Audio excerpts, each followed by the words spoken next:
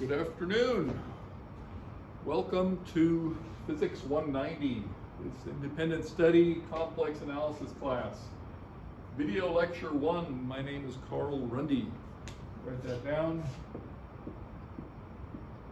Of course, this is all for what we could have been doing in Physics 105A. And I sent out a very small syllabus here, so let's see if there's anything that we need anything noteworthy. Office hours by email at my email.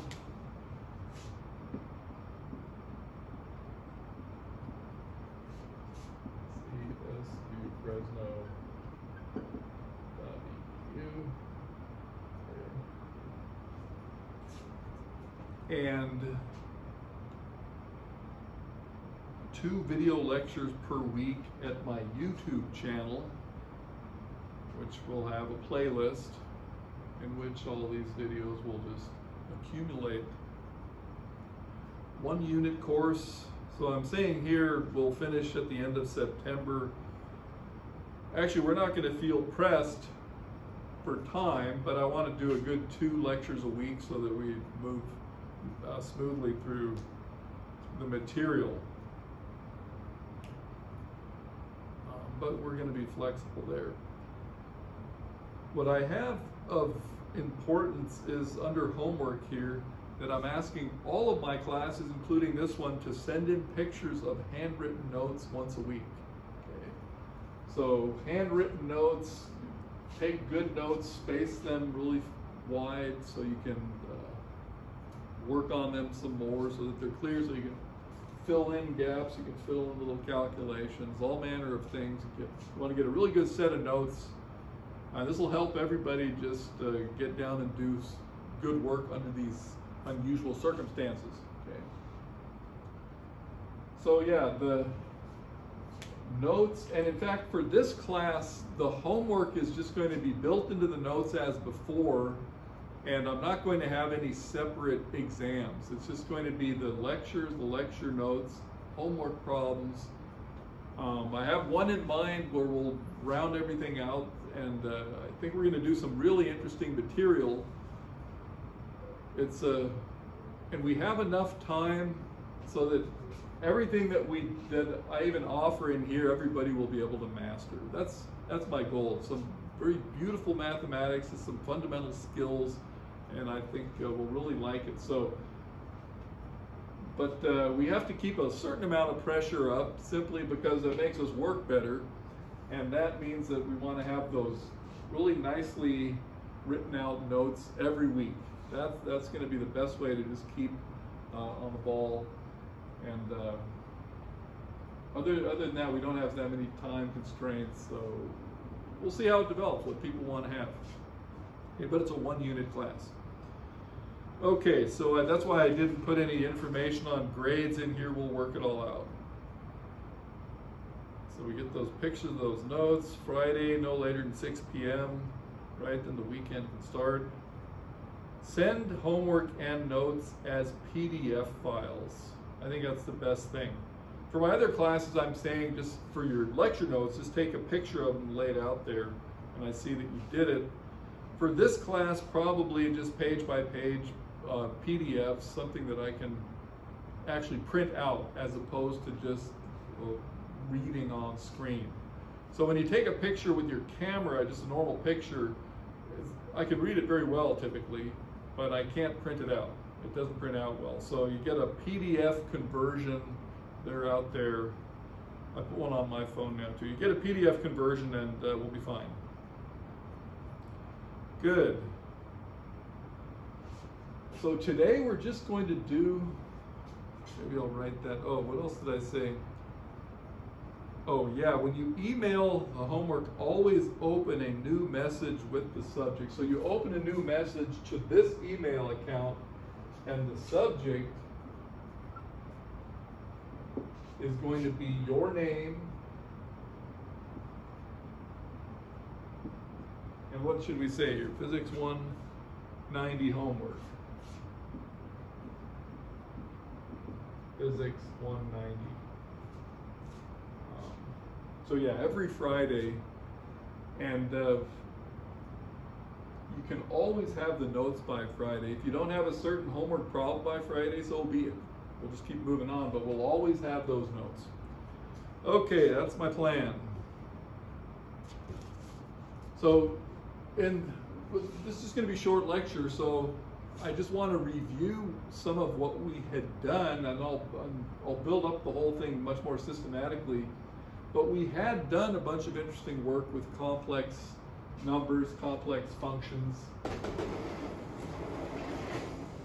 And the way I had presented it, we had done some Fourier series, some Fourier integration, and right at the end of the Fourier integration, a certain principal problem arose, and that was supposed to be the point at which we take off into contour integration and stuff, and we never did. We never took it any farther than that. Not that we didn't do other great things. So let's just remind ourselves briefly of that. I'm talking about the Fourier transform, the calculation of the Fourier transform of the Gaussian, basically. So let's just do a little bit here, set things up. This will give you something to send me on Friday. Okay. Friday before 6. So complex numbers, comma, functions. And this will also be looking ahead at what we're going to be doing. So what do we have? We have, for example, e to the ix cosine x plus I sine x. And, we treat this as a function of a real variable that just happens to do some interesting stuff. And we knew enough to see that we could look at something like this on the unit circle. And a lot of benefits to knowing Euler's formula, let's put it that way. We knew that because we had the sum of ix to the k over k factorial, k equals 0 to infinity, turned into the power series of the cosine plus I times the power series of the sine. Okay. Now, we thought of x here as being a real variable. Here in the parentheses, we have a purely imaginary expression. So we could also look at e to the z equals z to the kth power over k factorial. And this would be a subset of this. This would be e to the z that's been evaluated on the imaginary axis, would be one way to look at that. Okay, so we had some experience with these functions. We saw we could differentiate and integrate nicely. Helped us out quite a bit in the theory of small oscillations, right? Linear differential equations.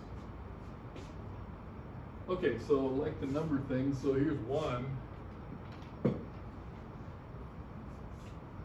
Okay, good.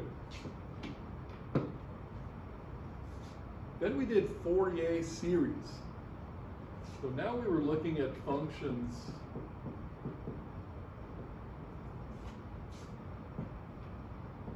e to the ikx. K were the integers minus infinity to plus infinity. And f was a real function, but now we saw that it was an interesting combination of complex quantities. The e to the ikx, of course, is complex. These coefficients also turned out to be complex, and they turned out to be given by this expression, minus pi to pi f of x e to the minus ikx dx. So we're integrating over x, and we're labeling it with this integer k here. And we also found rules that made it easy to work with. And we were also able to turn this into based on this, we were able to introduce the scalar product and other interesting things as well. Okay, so that was pretty rich, but we're still always just using the real variable here, right? X is real in all of these things here. So we have a real function of a real variable. We go into the complex numbers because it's very convenient. My third point now, which is getting to where we had left off, was the Fourier integral. So this was just complex numbers, Euler's formula. Here we had Fourier series. I'm going to write that down for us. A different color here. There we go.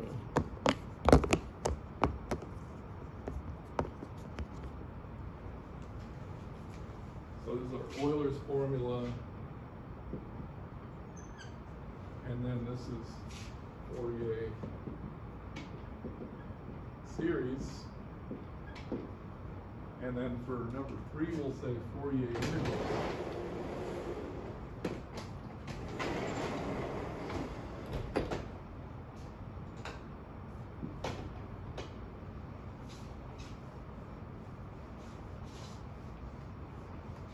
And this I'm going to set up and ask you to refer to your notes. And this will give you a nice problem to do. So Fourier integrals. So now we were expressing a function, say, that's defined on the entire real axis.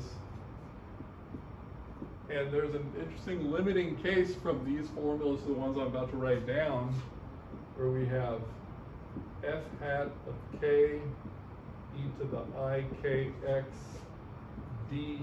Okay. This is reminding us of this expression here, the c sub k, the f hat of k. This f hat of k is the Fourier transform. This is a real function, very analogous to what we have there. Now, our Fourier transform, 1 over 2 pi, and these are on the real axis, f of x, e to the minus I kx dx. So we're integrating over x, and this thing is labeled by the k right there. Yeah, so I'm going to go ahead and write Fourier integral, Fourier transform.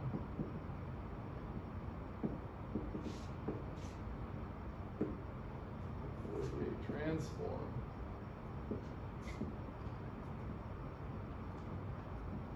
F hat of k. So the next step was to do as an example, f of x was this spike function.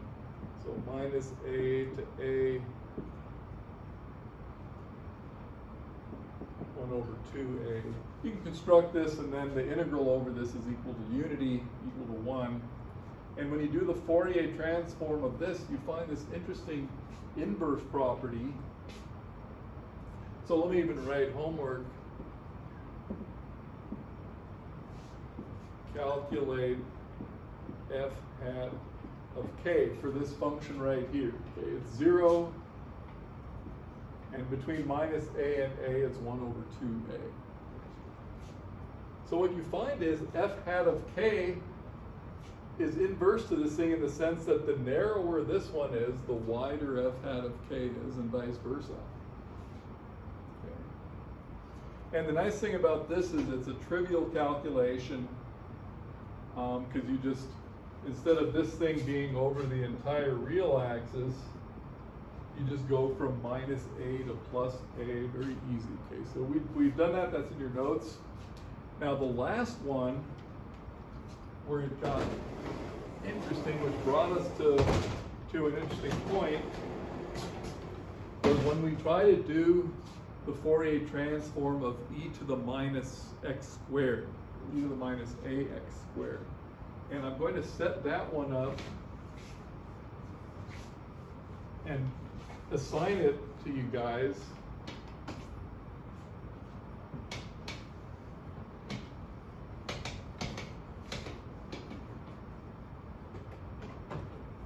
So yeah, you go through this and you'll recognize what was going on there. So the final point in our discussion here, so we have these two formulas. Let's take f of x is equal to e to the minus ax squared. So we know what this looks like. There's 1, there's x, depending on a.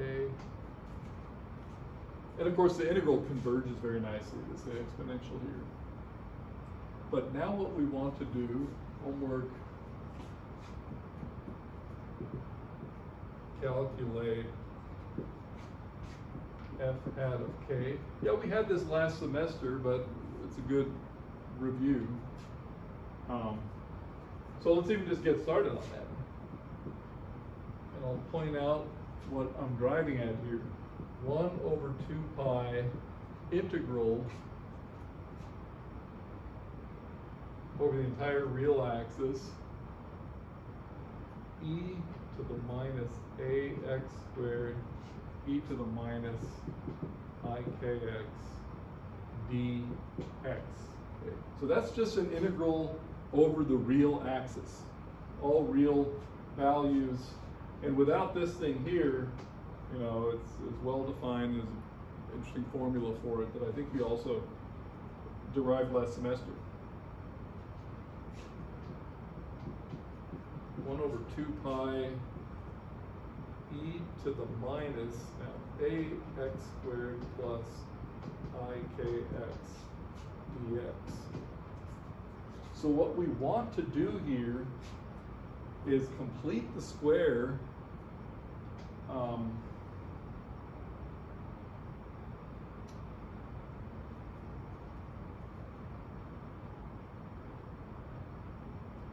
here's the form we want to get. We want to get, we're going to have some constant.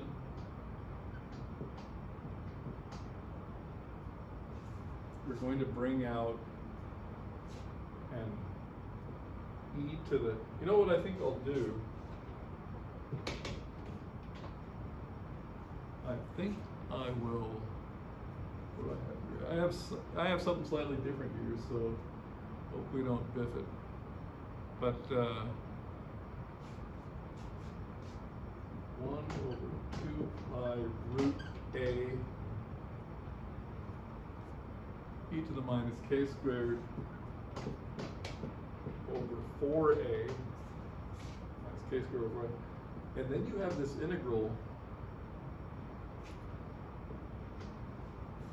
e to the minus, yeah, u squared du. But the thing is with the, okay, so you guys want to go through all these steps here. Complete the square, pull this out, get this. Hopefully I didn't make a mistake. You already see, you just have to get this value. You just have to get this value. In fact, you can just look it up. That's a really standard integral, except that you've got the boundaries, instead of minus infinity to plus infinity, it's minus infinity to plus ik over 2 root a plus infinity to plus ik over 2 root a. If I didn't make any mistakes. If I did, figure it out. Point remains. Point remains is, what does this integral mean here when we're no longer just integrating along the real axis, but we're integrating from a complex number to a complex number, right? Technically, you would take this to some large number plus and minus r and let the r go out to infinity, right? The way you learned in calculus. So this expression here, so if your homework is to go ahead and do these steps, get here, you know, get the final answer, And the fact is, you can't just treat this naively as a real integral and do it. But what is it in fact? So this is the punchline we had gotten here. We had gotten here in 105A sometime before everything else happened. Am I still numbering these things? Yeah, so here's 6. So this integral up here at the top of the board, this is now the complex plane. This is the real axis. And how are we integrating? You know, from minus infinity to plus infinity would be just along this axis, but and by the way, you get these boundaries of integration just by doing that U substitution. So they just come out by turning the handle on the crank, right? They just come out that these boundaries come from your U substitution. And that means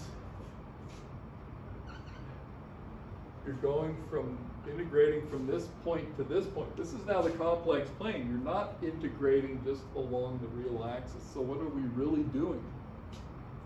Well, if we don't know what we're really doing, we just have faith and treat it like a real integral and be done with it.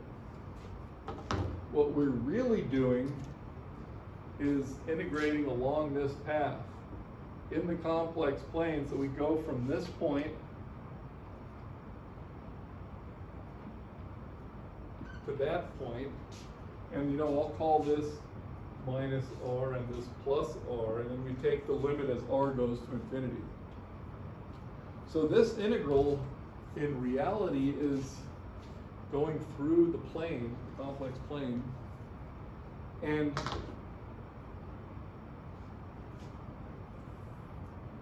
we're taking this as the motivation for investigating the whole integration and math in the complex plane, because it's just a really rich subject. And this is the way we kind of organically came to it. We had been doing small oscillations, right? Complex numbers, Fourier integrals.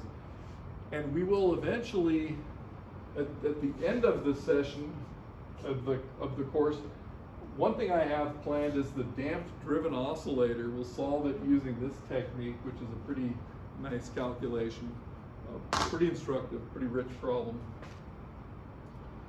So yeah,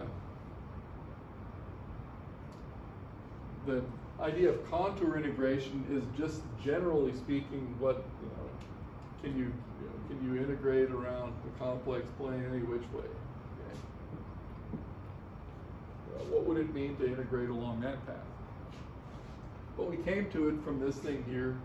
It will turn out that as you send this r out to infinity, these contributions become negligible, right? They go to 0 in the limit, so they don't mean anything. Or they don't get in our way. Okay, good. Let me check the time. And I think this was a good first session. So once again, we have notes to turn in and 2 problems. Always make sure you get the notes in, you know, before you worry about having the problems completed. So Friday at 6 o'clock, you'll have something in my inbox emailed to me. And then in future, we'll have 2 lectures a week. And these notes, some interesting problems. I think we're going to have a really good time. So let's just end this right now, and I'll wish you guys success in all of your classes, and we'll see you next time.